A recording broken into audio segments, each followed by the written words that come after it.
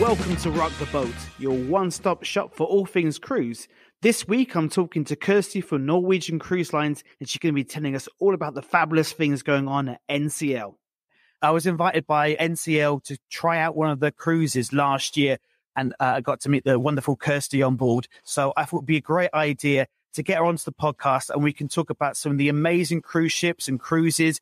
So, Kirsty, why don't you start by sort of telling us, how long has Norwegian Cruise Line been around for? NCL is quite a well-established cruise line, older than some of our competitors. In fact, we actually celebrated our 55th birthday last year.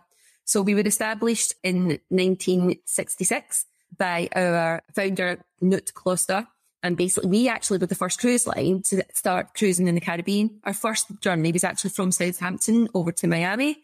The American market loved the whole concept of Caribbean cruising, and that's where it all started many, many years ago. And since then, NCL has gone on to be innovators in our market, and they've brought about a whole lot of new concepts, ideas of things that you wouldn't even think of. You know, back in the day, we actually launched with the first cruise line to launch kids clubs at sea. And people thought we were crazy for launching kids clubs at sea, but it's been brilliant because really it's a fantastic family holiday from that perspective. We were the first cruise line to bring on board Wi-Fi.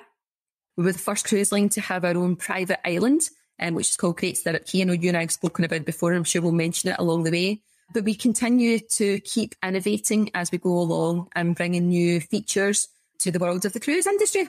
I think people take it as standard now, having kids clubs on board pretty much most of the cruise ships nowadays. And I mean, I had a look around the kids club when I went on board Getaway with you.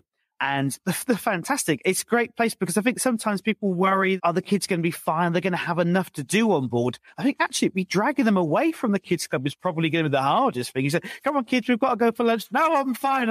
You go off for lunch. We'll just stay in the kids club instead.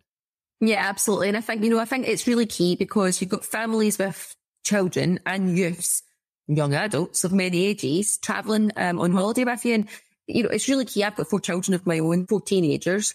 It's key that you offer a holiday experience that really caters for everybody in your party. And certainly, I know my teenage children think it's pretty uncool hanging out with me. So they like to have their own things to do. And, many of our clubs that are on offer are not children's clubs as such for young children. Yes, they are. But we've also got clubs that cater for youth. So they can go in there. They have their own soda machines. They've got their own drinks package. They can just help themselves to sodas. They have Xboxes. They have virtual reality games. They have all sorts going on for them. And like you say, it is most of the time like dragging them away. It's like, I always insist that my children come and eat an evening meal with me, because if I don't insist they come and eat an evening meal with me, I won't see them for most of the time because they're having such a good time on board. Yeah, it's very true. I mean, I'm not very good with heights, so I never went on the climbing thing at the back of the ship, the ropes course. I never went on that because I get a bit funny with heights and that. I'm fun on roller coasters and stuff, but I would have done it if it was a bit lower down. But I'd imagine your kids would love those kind of things. And then the water park, well, that was amazing. Yeah, I mean, don't get me wrong, I managed to do the ropes course and I absolutely loved it. And my perception of what the ropes course was going to be was it was just going to be a little ropes course, but actually it wasn't. It was quite challenging. And like you say, you were quite high up.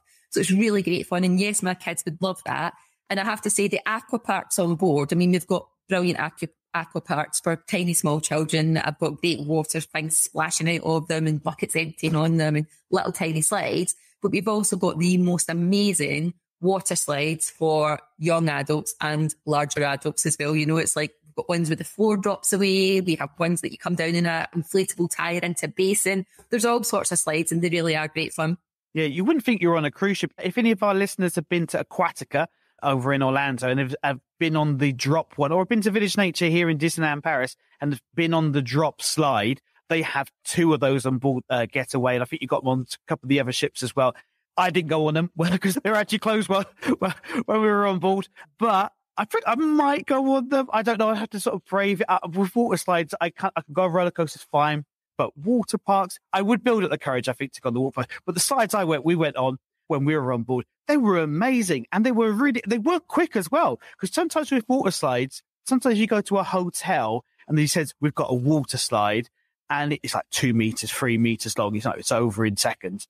But these were a good amount of time. And a couple of them were really quick as well, actually. Yeah, they're good. And they're there, but if you don't want to use them, then they're not interested either. They're sort of out the way. So, it's fun for everybody, regardless of what you decide to do out on board. I think if people have been on some of the other cruise ships before, they've had like the drinks packages and things like that. Now, what puts people off a lot of cruising is the price of the drinks packages if they were booking them sort of later. And I think this is where NCL have definitely innovated by having the all at sea package. You're absolutely right there, Martin. And from NCL, we tried to differentiate ourselves from our competitors. There's a few different things that we do differentiate ourselves with. The first and foremost, our big thing is freedom and flexibility, because every one of us is individual and unique, and we all like to do things our own way. So we don't want to have any regimentation for any of our guests on board to have to follow rules. And let's face it, unfortunately through the pandemic, we all had to follow rules and we all had restrictions put on our everyday lives. So the last thing that anybody wants when they go on holidays is to have any kind of rules or restrictions placed on them. So we have a complete ethos on board of freedom and flexibility. And that actually stems first and foremost from what your guests can wear on board.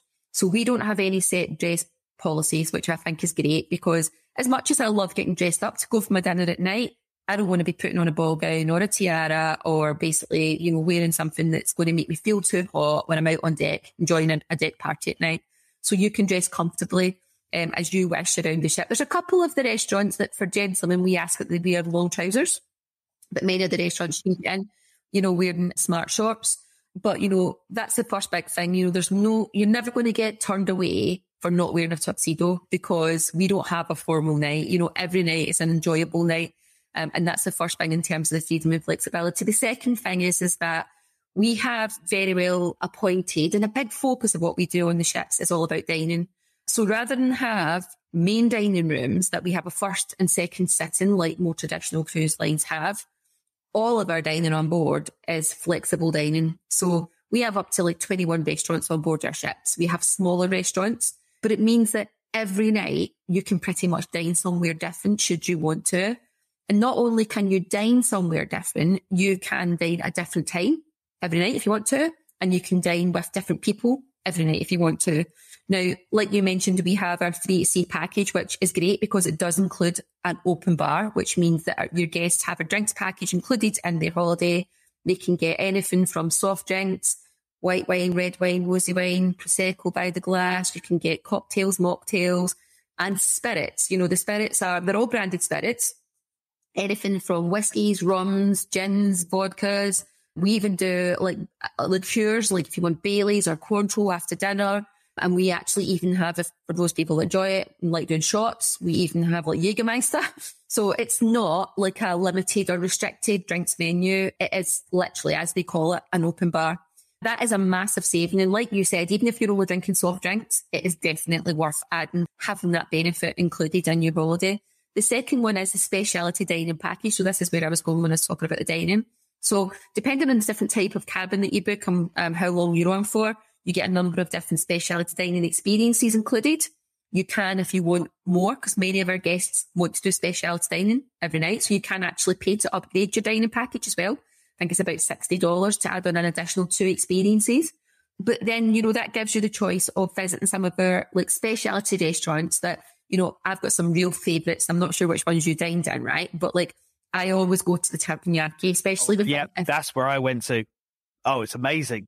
The food is out of this world, right? But in terms of if you're traveling with your family or if you're traveling with a group of friends or if you're meeting new friends for the first time, the atmosphere in there is brilliant because it really is it's kitchen theatre, isn't it? They really are they're cooking the dinner in front of you. You have flames, you have singing, you have all sorts going on in there and it's a great fun experience. So Teppanyaki is one of my favourites.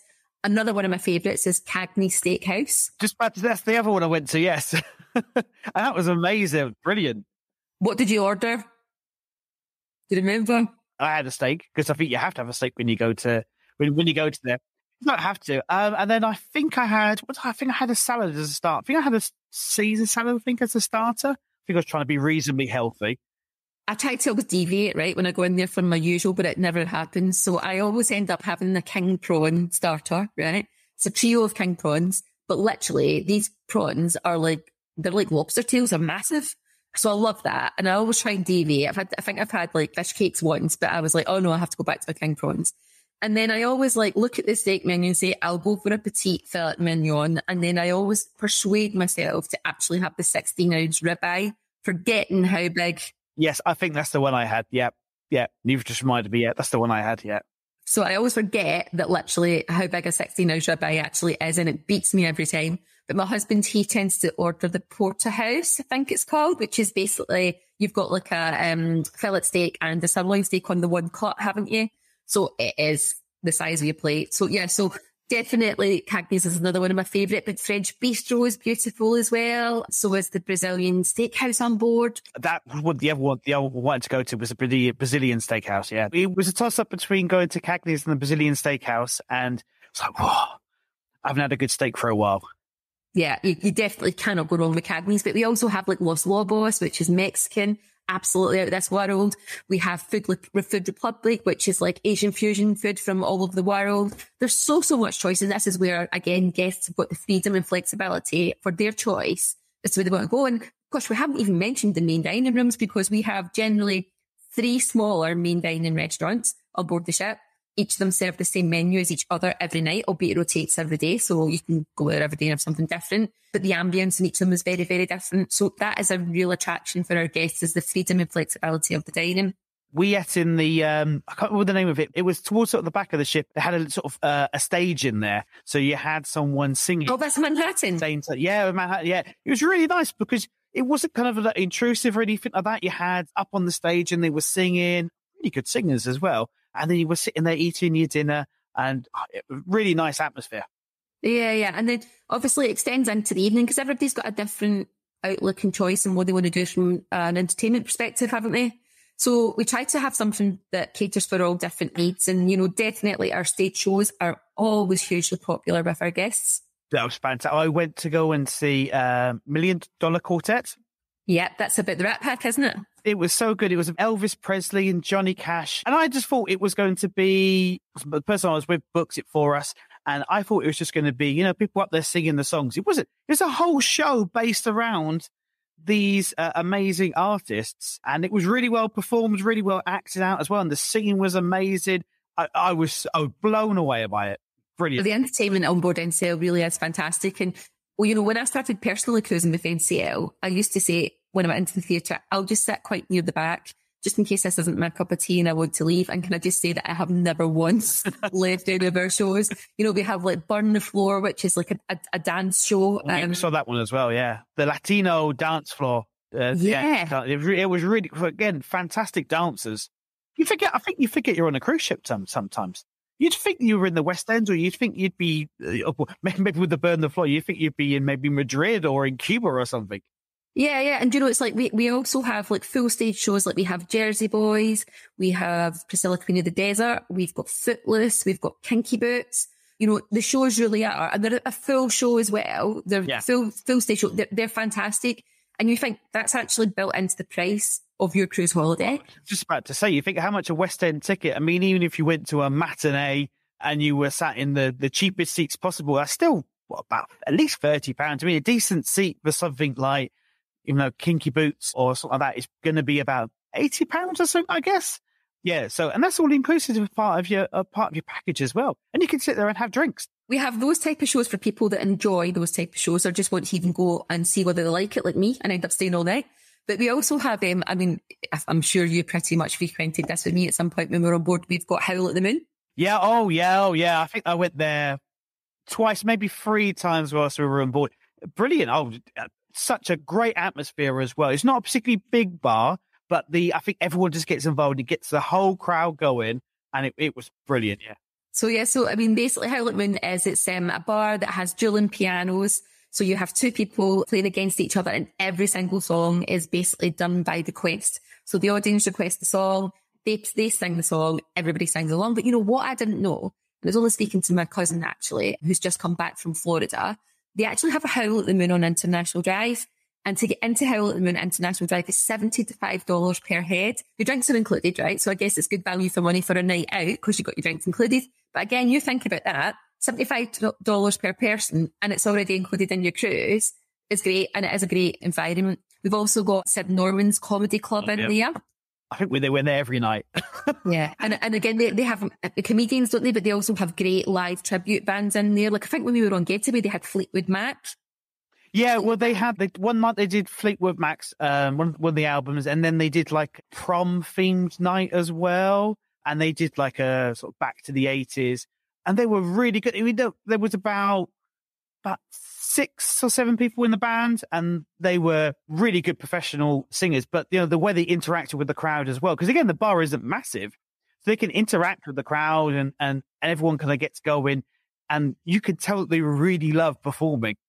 Yeah. So on some of our other ships as well, we've got the Cavern Club, which is always a great hit. So we have the bootleg Beatles or some description of a Beatles tribute band that play in the Cavern Clubs. They're always like stayed out.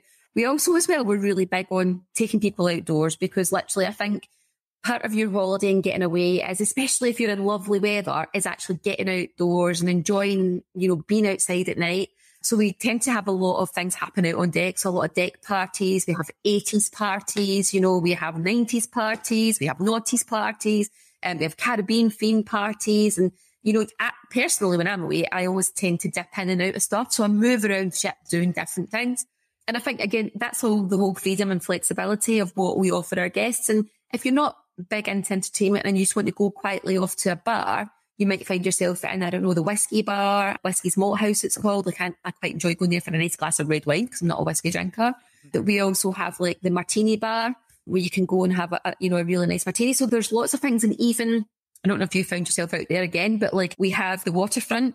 So we take our bars out on deck as well. So whereas many cruise ships have a promenade deck, our promenade deck actually has like sofas on it, seating areas, bars where you can actually just go outside, sit outdoors, relax and chill, and quietly have a drink as well. So freedom and flexibility is huge. It also extends into the freedom and flexibility of accommodation options for guests too, because we like to give our guests, according to their budget and what they want to spend, you know, a real choice. So we have our inside staterooms, ocean view staterooms, balcony and club balcony, which is like a mini suite staterooms, which are great, again, depending on what you want to spend. But one of the real things I like is that for our solo travellers, we have studio cabins, which are just designed for someone travelling on their own.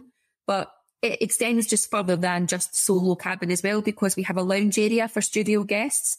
And this area can only be accessed by solo travellers that are staying in the studio area. But within that, we have a host who's there to welcome all the solo travellers. You know, and solo travellers could be 2 friends travelling together that want their own cabins, or it could be somebody who is just travelling on their own and they would like to meet like-minded people, or it might be somebody who's travelling on their own and they just want to spend time on their own. But what the host does is makes it accessible for everybody to join in as and when they want to. So the solo host will book dining for guests that want to dine together, excursions for guests that want to, you know, go on excursions together. They'll book seating in the theatre for people who want to go and enjoy the show together. And also every evening at 5 p.m, we invite anybody who's a solo traveller. So if they're not even staying in the suites, the studio suites for solo guests, then they're invited in to come to a solo get together so you can still meet up with other people. But the real great thing about those studio suites are that it's priced accordingly for a solo guest. We're not basically saying we're going to charge you 200% of the fare, because, you know, that isn't fair. So we've got a facility to offer solo guests the option. And, you know, it works well because, say, for example, if I'm travelling with my family, my mum likes to travel with us. So it means that she can have a stateroom to herself and not be penalised for being on her own. So that's great. And then at the opposite end of the scale, we've also got Haven. And Haven is our suite class on the ship. And Haven is like a small ship within a larger ship. Now, I think, did you get to have a tour of the Haven with some of the girls? I had little ones around, yeah. We had a tour around and blown away by just the amount of sort of space and the amount of attention to detail. And then you had all those people around and you could have drinks up there and nibbles as well. The nice swimming pool as well. So very calm and relaxed in there. And it was, yeah, a bit of an oasis of calm. You mentioned about the parties up on deck at the back of the ship. I was there pretty much every night, I think. And then to go back to this oasis of calm was just, sure, it'd be amazing. Yeah, it's lovely. And, you know, every suite there has its own butler. So they look after everything that you need. You can dine in your stateroom if you want to dine in your stateroom. Like you say, you've got your own restaurant there as well. And it's great for multi-generational families because sometimes you get grandparents that want something a little bit more upscale and they'll go in Haven while their families go in just general sort of inside up to club balcony or with friends that travel in the studio. So it really is flexible in the way that it accommodates everybody and their needs. And there really is something for everybody on board. So it really is a great proposition. And then of course, we've got 18 of those ships. So we are quite a substantial cruise line. You know, we've those 18, including a new one we've got joining us this year, which we'll talk about in a minute. But we've also got another 5 ships joining us every consecutive year from basically this year onwards. So exciting times in terms of growth. But by having that number of ships, it means that it really opens the world up to us in terms of where we go. You know, and we visit literally over 400 ports of call. And we're always innovating the ports that we go to. So visiting new ports of call. But also, as well, we invest into the ports of call that we go to too, which is really good. So like this year, we've put a huge investment into Alaska. You know, we've just opened and developed a new pier in Alaska, which has opened a new port of call called Icy Strait. And we're developing and investing into like even our home port in Miami. So we've just opened a new cruise terminal in Miami. We've opened one in Southampton as well for people that want to go out of the UK. And then we're now starting to sail out of Panama City and places like that. So we constantly are investing and innovating and doing something different, which is great. Tell us a little bit about the private island as well. Yeah, I mean, this is the thing, right? And this is the real gem of what you do, Martin, is because you can completely tailor make and bespoke anything that what your guests have. I mean, you've put together some fantastic itineraries, like you mentioned before, with Los Angeles and Disney, and, you know, looking at doing like sort of the Mexican Riviera type thing. You can take any idea from any guest and you can create the package for what they actually need. And we do have some amazing Caribbean itineraries. Like you said, you know, we can go out in Miami talking about our private island. So we have our own private island that we own. We bought outright. It's called Great Stirrup Cay, and it's in the Bahamas. It is absolutely stunning. So I've worked for Norwegian for 5 years, and I've spoke about Great Stirrup Cay, not fully appreciating what Great Stirrup Cay is until I visited it in December last year. And it's a stunning island. It's very tastefully done. So we have 2 sister brands, Oceania, which is like 5-star boutique style cruising. And then we have our other sister brand, Regent 7 Seas, which is ultra luxury 6-star cruising, all suite class on the ship. You know, you'll have probably seen the programs about the world's most expensive cruise ship, then that's exactly it. So, you know, we want to cater for those type of guests. So the island is very tastefully done. When you get to the island, you can go off and take lots of different excursions should you want to do. So like I was quite, I'd done quite a few excursions while I was there. So I went off and done zip wiring, because you can zip wire across the island, which was great fun. I'm not sure how that would go with your heights, but I really... Oh, no, I think I've done zip wiring before, and actually was talking to someone about zip wiring the other day, and I would do that, I think, yeah. Yeah, it was brilliant. So I really loved that. And I've kind of done that impromptu, actually, because I had like an hour to spare before I went off and done some other things. So I've done the zip lining, which I really loved. Another bucket list thing that I wanted to do was I've always wanted to swim with pigs in the Bahamas. Ah, yes. The famous photos. Yes. So I went off and done that, which was really great fun. And I've done it now, ticked it off my bucket list. I don't have to do it anymore unless I go back with my children who want to come and do it. So then I'll have to do it again. But that was good and entertaining. And also kayaking. You can kayak, you can snorkel, you can pretty much sit and do nothing if you want to, which it is the perfect oasis to sit and do nothing. So if you can imagine the sand, well, you've probably seen this in some of the American beaches actually, but it's like flour in your toes. It's so soft. It's so cold. It's, you know, perfectly white, beautiful sandy beaches. If you want to just, you know, get yourself a sun lounger, you can do. We have cabanas if you want a cabana. You know, we have private villas if you want to have a private villa. It is part of your all-inclusive package as well. So your drinks goes with you if you want to have your drinks. We actually have 220 staff members that live on the island. So all the catering, all the food. Yeah. It's a massive island. Where, how can you apply for this job? Exactly. I know. I think we all need to go there. But basically, so they live on the island. They cater for all the food. So we've got lots of different restaurants where you can eat your way through the day while you're there. So it really is stunning, and it's the perfect way to just, because a lot of other islands that you go to when you're on a Caribbean cruise, you want to get off and you want to go and explore. Here you can just get off the ship and then just chill out for the day if you want to. So it's beautiful.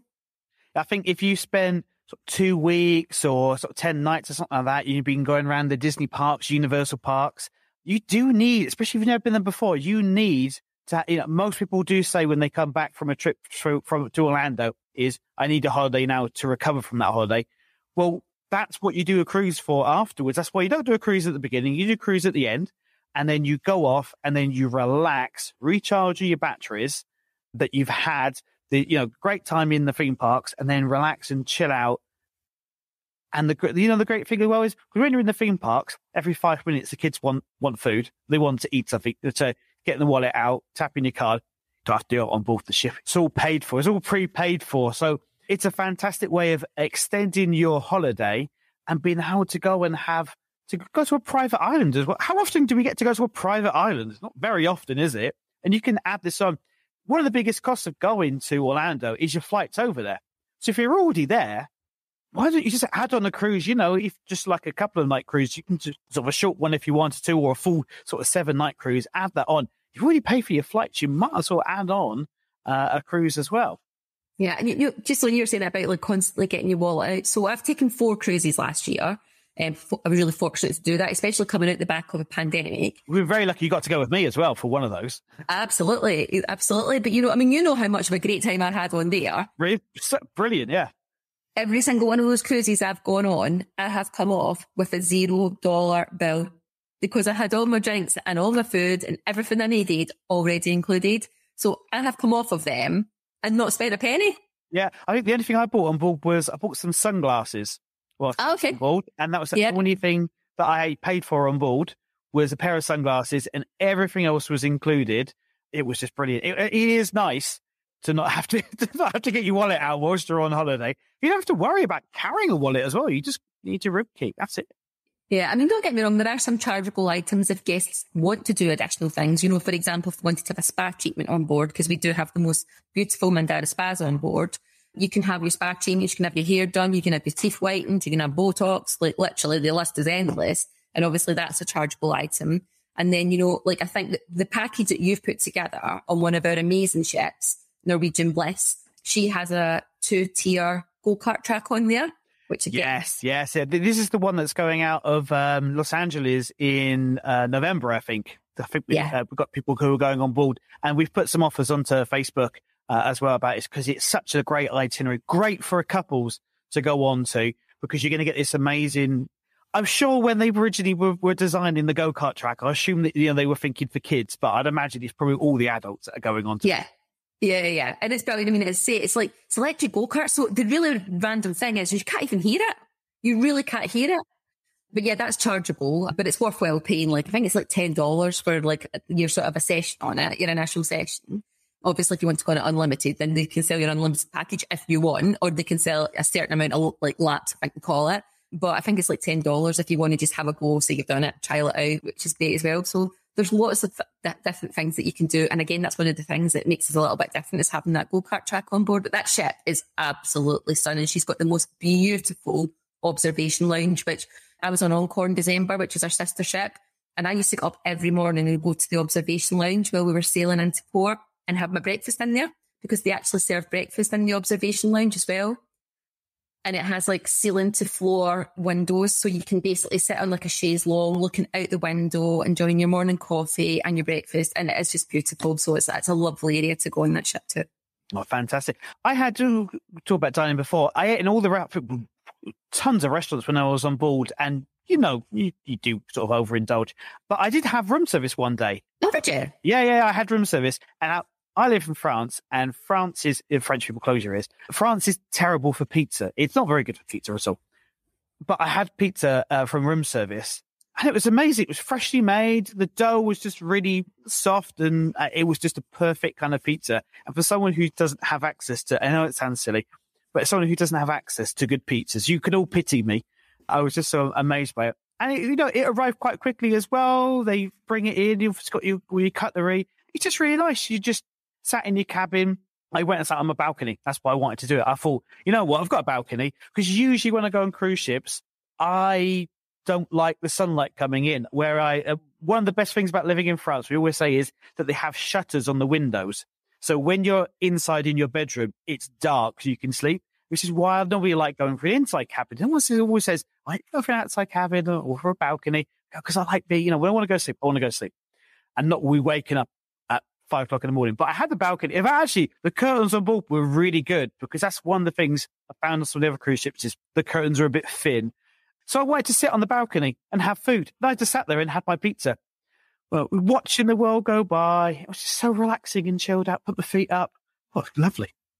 But there is amazing dining venues and some casual ones as well. And I don't know if you ever made it to O'Sheehan's, or on some ships it's called the Local, but basically it's a 24-hour dining venue. And like, as if like eating most of the day is not enough, I always end up going to O'Sheehan's usually before I go to bed.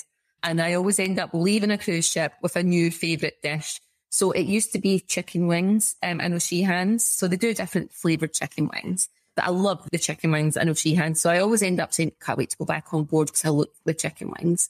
Oh, I had the chicken wings, don't worry. Oh, they're ace. But when I left, I think it was Epic actually, when I was on in the summer, and I was like, I fell in love with the macaroni cheese. I had that as well. Oh, the macaroni cheese is just amazing. So now I like, when I went back in December and the first day I went for lunch, they were like, what you having? And I was, I'm having chicken wings and I'm having macaroni cheese in the Local, or O'Sheehan's is the equivalent. So yeah, I had that. So, I mean, there's stuff that you just fall in love with on board, whether it be a cocktail, whether it be, I don't know, favourite member of staff. It is brilliant. And it makes you say, I want to go back again. They were really good at remembering the bar in the atrium. We used to go there quite often because it was kind of like a nice sort of space to sit in. And every time he knew what my drink was, and he would just go, usual? I go, yes, please. And then, but that's just such a nice thing. Like, that even your biggest ships. So what's the most sort of amount of passengers you got on the biggest ships? Just over 4,000. Yeah, I mean, some of the other sort of cruise lines have got 8,000 people. And I think sometimes you can get a bit lost and you're one of 8,000. That's not really personal service, is it? But the fact that he could remember, what drink I wanted every single time was just a nice little touch. And we always found all the crew really sort of welcoming and really friendly as well when we were on board. And if you wanted something or you had a question, they would either go and find out if they didn't know, or if you wanted so, they would go and get it. There didn't seem to be any problem. I wanted to watch a football match on TV, in the bar actually, and they changed the channel over for me. So it was great. Yeah. Fantastic. The crew really are a huge asset to us. They're amazing. And the way on board works, it is so unbelievable what goes on that we don't even know about. And obviously through COVID, we've had to adapt. And I think, this is probably quite an important point actually in terms of travelling, because I think some people haven't really started travelling again and they're just getting now the confidence to go back and travel again. And we've been back at sea now since July 2021. So we actually had 500 whole days out of the water. Our ships were laid up for 500 days. It's a long time. And obviously when you think about the number of crew that are on each ship, each crew member wasn't working either, and they were looked after. They were still paid their salary, which is fantastic that NCL done that. But basically all our crew members were at home, which is unusual for them as well, because many of our crew come from the Philippines and South Africa and various other countries, and they don't generally get to spend much time with their families. So they literally had 500 days at home with their families. Some of them came back a bit earlier, because when we did bring the crew back, we had to bring them back to do our vaccination policy. I think sometimes on cruise ships, there's a bit of the German mentality of being the first one up in the morning to go put down your towels. We've never had that problem at all when we were on board. I think because there's so many different things on board that you don't have to just sunbathe. Whereas sometimes I think, like, if you go on an all-inclusive holiday, maybe there's not that much actually to do apart from just sunbathe and go in the pool. So you spend the entire day around the pool. But because there's so much to do, you've got the rope course you can go on to, you've got all the other sort of things, maybe it's going to go to the spa. Actually, it means that not as many people are sunbathing, which means that it frees up those sun lounges. And yeah, we were always found a space, and it was really nice to sort of top up my tan whilst I was away as well. Yeah, really nice, yeah. And we also have as well, if guests do want a little bit more seclusion and privacy, we also have the Vibe Beach Club, which there is a charge to get into Vibe Beach Club, but you can't book it till you get on board. But Vibe Beach Club is like, you have cabanas rather than just your lovely sun lounges that we have around the ship.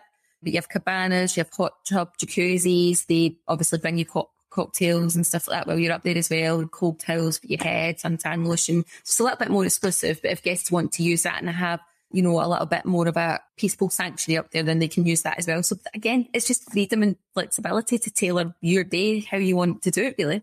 Yeah, it's not if you want to sunbathe, this is the one place that everyone needs to sunbathe. There's different places you can go to. Of course, you've got a balcony as well. And if you're facing the right way, then you can have a little bit of a sunbathe on your balcony. So, yeah, it's making me want to go back. I mean, It's freezing cold here at the moment, so I can definitely want to go somewhere warm and the private island with sort of sandy beaches and things that are making my mind wander. And I'm sure everyone listening to this as well is already thinking, obviously, sort of get in contact with us. You know, if you're thinking about going to Orlando, you want to add on a cruise onto that, or if you think about just doing it as a standalone thing as well, because there's so many different destinations. You even go around Asia as well. We do get a lot of people who are interested in going to Asia.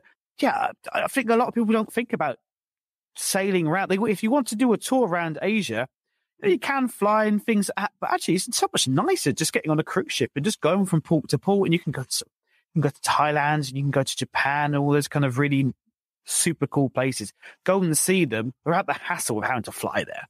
Yeah, no, do you know, I've actually cruised in Asia, and I went to places I never actually anticipated I would ever go. You know, I went to Korea when I was on my cruise in Asia. I actually went from Shanghai up to Beijing and took in Fukuoka in Japan and then up to Busan in Korea.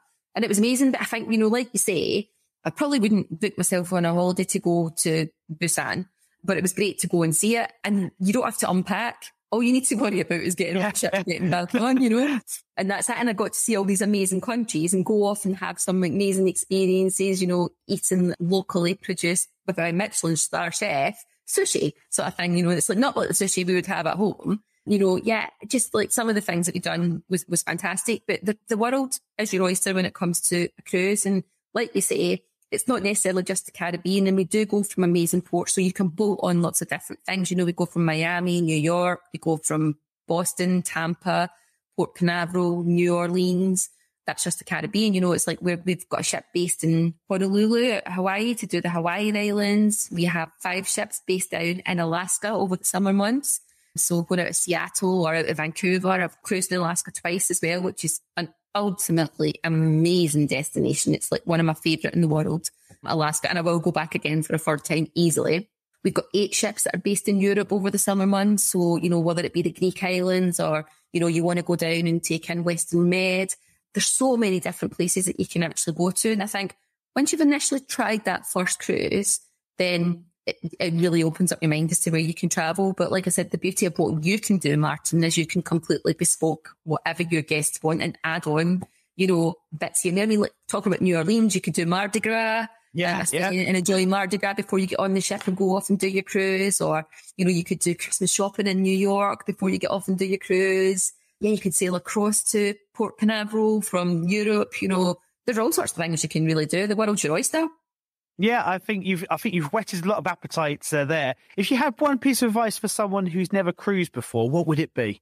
Definitely, like, go with an open mind and really explore and plan your holiday like you would do with any other holiday. I mean, like, I like to research what I want to do in terms of like where would I like to dine, what shows are on offer, what would I like to see. If I'm going to different ports of call, which excursions would I like to do if I'm going to do an excursions, or where can I go off and just explore myself actually and save my excursion until somewhere completely different, which is great. In terms of packing, the one thing I always recommend people pack as well, right, is a gang socket. So basically take a travel adapter to fit in, yeah, if you need it. I think we do on some of our ships. Some of them are UK sockets, but I always take, because like now we live in a world where you're charging your headphones, you're charging your phone, you're using your hairdryer, you're using your straighteners. I always pack a gang socket. I always take one everywhere where I go on holiday anyway. But that's always my top tip, to pack that as well. But don't overpack, because again, we've got the tendency to pack too much. And because it is really relaxed and casual on board, like you say, quite relaxed on board as well. You don't have to be worrying about packing loads of stuff to dress up at night. Yeah, you're not having to bring a tuxedo on board or anything like that. You know, you don't need to take as much. If you can pick up something with an elasticated waist, that's always a plus. Don't bother packing your gym stuff. I pack it every single time I go away, and I probably use it about once in the whole trip. And I have gone to gym a couple, depending where I've been, but I think it's there if you want to go and do it. And it's a really well-stocked gym. The equipment on board is really good, sort of top quality stuff that you wouldn't, you know, it's not, you know, a budget gym kind of stuff. It's proper equipment that you're going to get on board. So you can do your workout if you want to. A lot of people, I think, like running around the deck, don't they? There's like a little running course around the deck. So it's kind of really nice. You can run outside. You're not going to get these views at home, are you, when you're running around outside? No, it is lovely to go running either first thing in the morning or as sun setting. You know, that's a really nice time to go, because the deck is usually quiet at that point. So it's a really nice time to go for a run, or even if you just want to go for a brisk walk and just burn off some of the calories, because I think I've gained probably well over a stone in the last 6 months in all the cruising that I've done. We're only on board for sort of 4 nights, and I think the amount of wine that was consumed, let alone the food.